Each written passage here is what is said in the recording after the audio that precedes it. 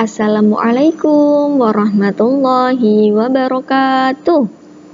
Halo anak-anak semuanya, bagaimana kabarnya hari ini? Bu Guru harap kalian semua dalam keadaan sehat ya, dan kita bisa belajar bersama di kelas 3A ini. Sebelum pelajaran dimulai, marilah anak-anak membaca doa terlebih dahulu. Selamat menyaksikan video dan memperhatikan pelajaran dengan baik.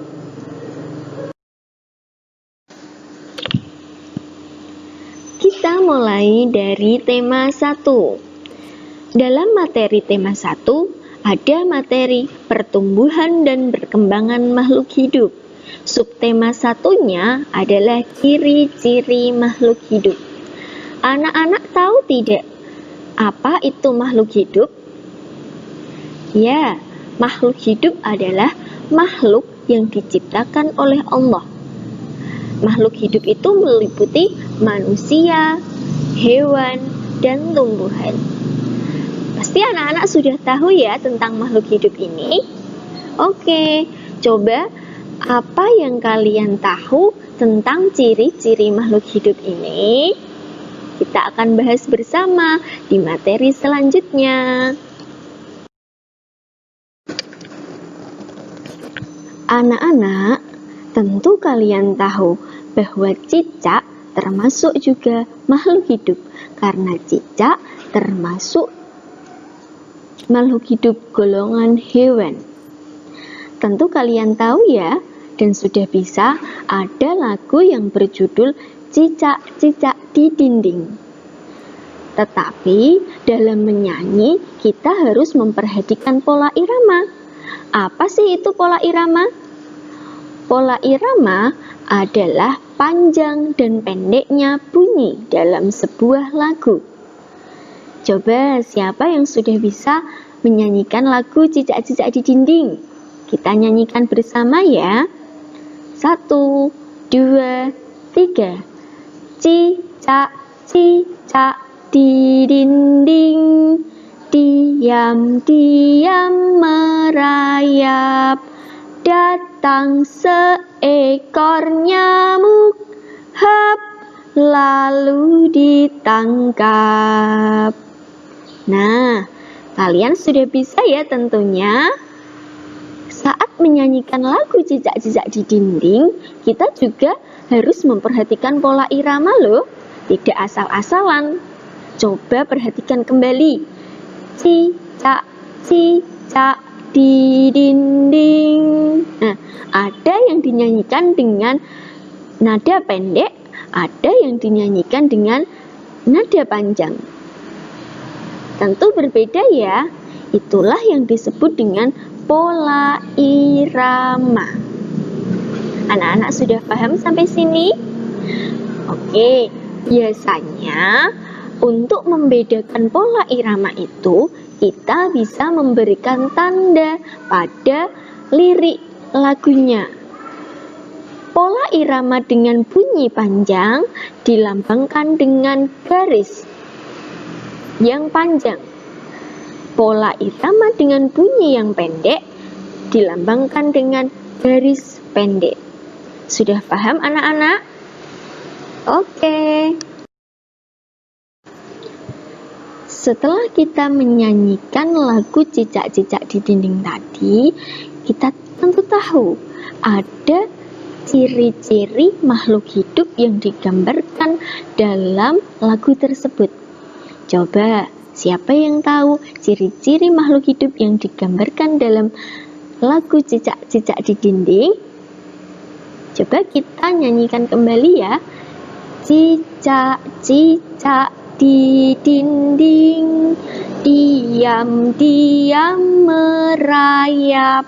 Nah, ada kata merayap. Merayap itu adalah kegiatan cicak untuk bisa berpindah tempat. Artinya, cicak dapat bergerak. Nah, bergerak itulah yang menjadi ciri-ciri makhluk hidup. Semua makhluk hidup memiliki ciri-ciri bergerak dan bisa melakukan gerak. Contohnya, manusia bisa berjalan, bisa berlari, bisa melompat, dan sebagainya.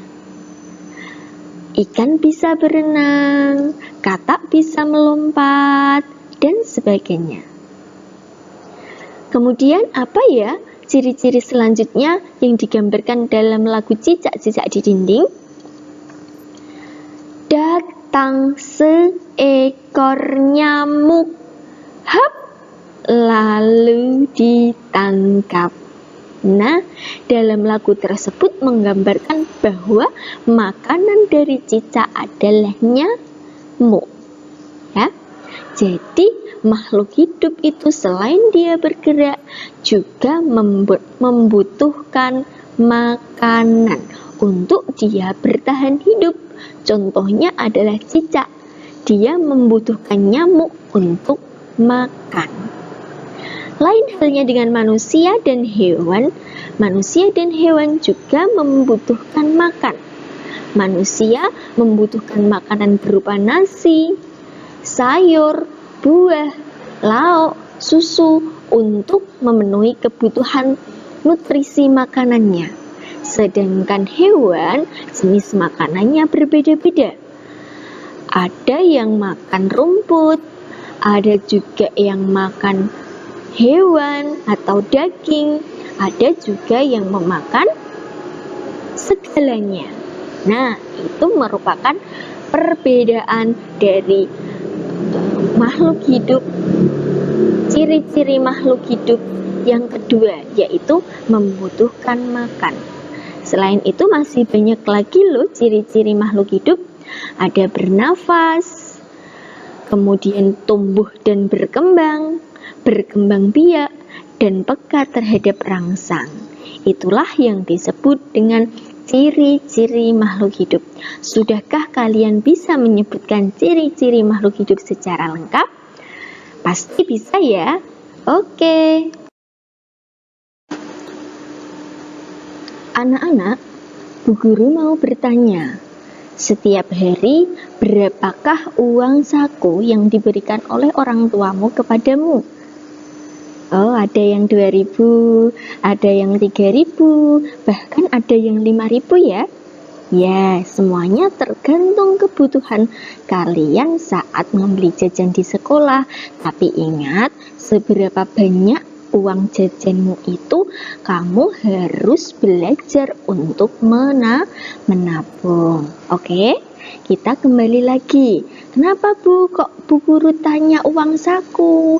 Ketika Bu Guru tanya uang saku, berarti kalian sudah mengenal angka atau bilangan 1.000, 2.000, 5.000, dan seterusnya. Nah, bilangan 1.000, 2.000, dan 5.000 itu adalah bilangan ribuan. Bilangan ribuan ini biasanya memiliki 4 digit angka. Sekarang coba kalian bisa atau tidak menulis bilangan ribuan ini? Kita belajar lebih lanjut lagi yuk. Seperti yang sudah saya jelaskan tadi bahwa bilangan ribuan itu memiliki 4 digit angka. Sebagai contoh, kita belajar menulis bilangan 1.000. 1.000 itu ada kepanjangan dari 1.000.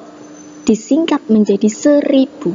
1.000 atau 1.000 ini bisa ditulis dengan menuliskan angka 1, 0, 0, 0.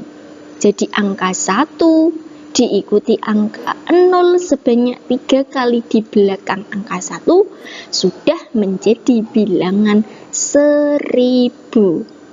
Sama juga ketika kita menuliskan angka 2.000. Angka yang kita tulis adalah 2, 0, 0, 0. Di situ ada 4 digit angka, yaitu angka 2 dan angka 0 sebanyak 3 kali. Bisa ya difahami? Dan kalian bisa ya mencoba menulis bilangan ribuan? Anak pintar pasti bisa. Semangat! Sekarang kita coba membaca dan menulis lambang bilangan ya. Nomor 1, 1001. Dibaca 1001. Lambang bilangannya adalah 1001. Nama bilangannya adalah 1001. Nomor 2, 2020. Dibaca 2020. Lambang bilangannya adalah 2020. Nama bilangannya adalah 2020. Nomor 3, 4300. Dibaca 4300. Lambang bilangannya adalah 430. Nama bilangannya adalah 4300. Nomor 4, 5652. Dibaca 5652. Lambang bilangannya adalah 5652. Nama bilangannya adalah 5652. Nomor 5, 5065. Dibaca 5065. Lambang bilangannya adalah 5065. Nama bilangannya adalah 5065. Sampai di sini anak-anak paham atau tidak? Saya harapkan dengan penjelasan singkat ini anak-anak bisa memahami materi dari SBDP, Bahasa Indonesia, dan Matematika. Sekian penjelasan dari Bu Laili.